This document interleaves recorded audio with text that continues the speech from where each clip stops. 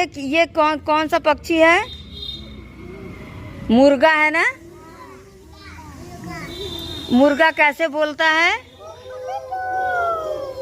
कब बोलता है? कब बोलता है मुर्गा? सुबह उठता है। और क्यों बोलता है? कि ताकि सब कोई सुबह जल्दी उठ जाए ना। उसको बांग बोलते हैं। क्या बोलते हैं? हाँ। अब बताओ इसके बाद कौन सा पक्षी आ रहा है? एक मिनट, देखो ये क्या है? कबूतर है। कबूतर कैसे बोलता है?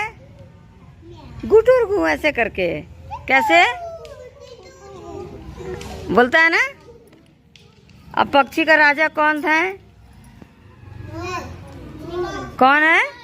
सबको मालूम हो गया पक्षियों का राजा कौन है? हाँ, तो ताली बजा दो इतना के लिए सब कोई। अच्छे से ताली भी नहीं बज रहा है इन लोग से। शाबाश।